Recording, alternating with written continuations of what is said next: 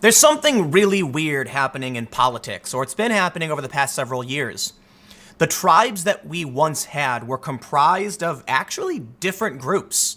The left today is a fracturing of what the left used to be, and I don't know where things are going to go.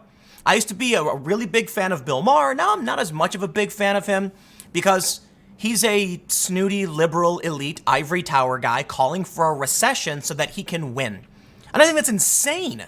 He wants to win so bad. Orange Man is so bad. He would wish for the suffering of hundreds of thousands of Americans. To me, that's mind-blowing. The elitism is, you can smell it. It's palpable. It's pungent. But here's the thing. Bill Maher also calls out the regressive left, and boy, does he do it well. Check out the story. Maher rails against anti-Israel boycott movement, a BS purity test for Democrats. And he goes on to say, these people don't know anything about history. And I find myself clapping when watching this. I'm like, thank you, Bill Maher. So let's read the story. But I'm not letting Bill Maher off the hook. I will absolutely praise him for him calling out the BS wokeness of the Democrats over and over again. And boy, do I love it. But come on, man. Doubling down on a recession because you don't like Trump? The economy is doing great and people who are struggling are doing better. So vote him out. You're a high-profile individual with influence. Vote, rally support. Bill Maher, when you go up on stage and say things like this about the woke Democrats, I'm clapping. I'm clapping. When you then come out and wish for a recession, I'm booing. And you know what's scarier to me? You want to rag on the woke purity test Democrats, and I will laugh. And I appreciate that. It's emotionally satisfying to hear you say. But then you want to support candidates, and you are calling for a recession. I will never vote for who you want me to. You're insane. The safety and security and well-being of our fellow Americans and our country is more important than making fun of woke Democrats. Now, I get it. It's political commentary that's important. Making fun of the woke Democrats because they're nuts. Ridicule is great because it can diminish their power, and they need to have their power taken away because they're crazy people. But you're also a crazy person when you praise a recession. So instead of ranting, let's read the news and go through what he says before we get started. Make sure you head over to timcast.com/donate if you'd like to support my work. There's a PayPal option, a crypto option, a physical address. But of course, share this video. If you support my work, I am going up against CNN, Fox News, MSNBC, who are being willfully promoted by YouTube, who then de-ranks my content. So if you guys think my content is bad, by all means, don't share it, and no one should see it anyway because it's bad.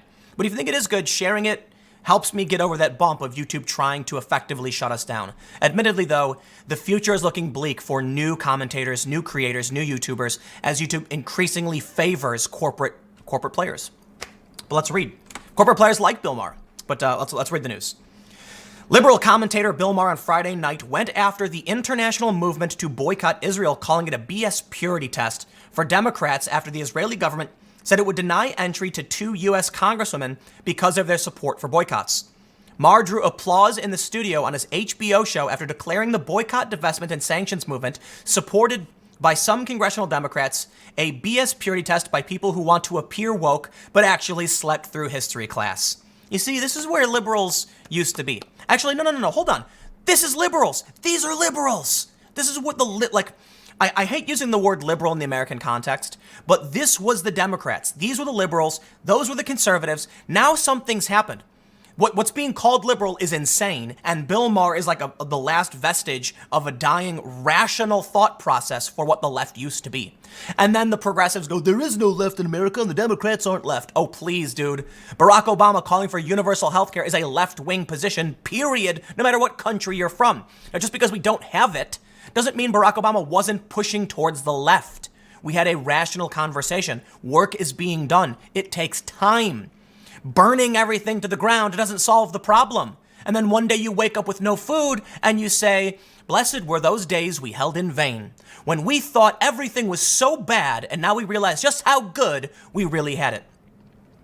It's predicated on this notion, I think. It's very shallow thinking, that the Jews in Israel, mostly white, and the Palestinians are browner, so they must be innocent and correct, and the Jews must be wrong, as if the occupation came right out of the blue, that this completely peaceful people found themselves occupied, he said. The real-time host weighed in after Israel announced they were banning Omar and Tlaib. He says, They go on to say, both lawmakers have ripped the decision, with Omar calling it an affront and arguing in a statement this week that Trump's Muslim ban is what Israel is implementing, this time against two duly elected members of Congress. Quote, denying entry into Israel not only limits our ability to learn from Israelis, but also to enter the Palestinian territories. That I can respect and agree with. Look, Israel should respect free speech, but I understand, and Bill Maher brings this up. These people don't believe Israel should exist. I don't want to slap that on top of Omar and Rashida Tlaib overtly, because I don't think they've said anything specifically. They've been very critical of Israel. But behind the BDS movement, behind this anti-Israel sentiment, is a desire to not allow Israel to exist. Now, I do think it's kind of screwed up. They can't go to Palestine without going to Israel, but I also recognize it is a long-standing international conflict, and I don't know what to tell you, okay? I don't mean that as dismissive. I don't have a solution for how we deal with this. Let's read on. They say Israeli law prohibits those who support international calls to boycott Israel from entering the country. So I want to. Do they have more of Bill Maher's statement? Because Bill Maher basically says, I'll just say it. After he goes on that point, he says, "I'm not surprised." Something that I'm paraphrasing, that they were denied entry. He reads a quote from the founder of the BDS movement, who says they will not accept a Jewish state. Period. Bill Maher then goes on to read all of the population of Jewish people throughout the Middle East and North Africa, and he was like, in one country, 100,000. Today, 700. In Iran, 300,000. Today, 9,000. Those numbers are off, right? I'm just trying to give you the general idea. But he goes and reads through all these stats where he's like, the Jewish people in these countries were being killed and kicked out. So they have Israel. You want to talk about whether it should or shouldn't exist? That's a whole other debate. It exists, period. Now we got to figure out how to solve these problems. And don't look at me. I don't know. But the main thing I want to bring up here that I really like is that Bill Maher is calling out the ignorant woke purity tests. They don't actually know or care. And the people who support them don't know or care either. It's just winning. But Bill Maher is guilty of the exact same thing. So no free passes, Maher. I don't know where I am on this political spectrum. I don't know who my tribe is. Rational thought, perhaps. I am not conservative. My politics are squarely left on the libertarian spectrum, like government programs, universal healthcare, all of that stuff. Yet I don't agree with the insane ideology that's infected what is now called the far left. Like, I was all for Bernie Sanders, and then he started playing this establishment insanity game about white people not being poor and all this other ridiculousness. So I like Bill Maher when he calls that out. I'm like, yes, please, purge the Democratic Party of these lunatics.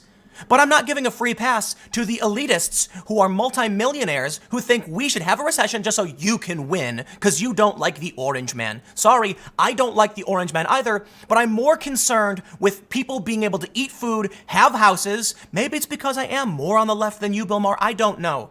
But I think I am willing to entertain the orange man as president if it means people in this country can care for their children, can have a place to live.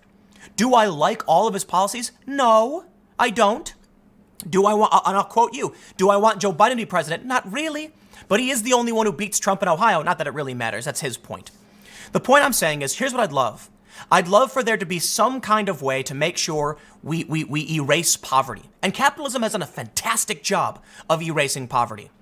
But we're not quite where we need to be, which means we need technological development, we need energy reform, and in my opinion, we do need government programs that have guarantees. I don't know to what extent, and I do know most of the ones we have are becoming corrupt, and it is a problem.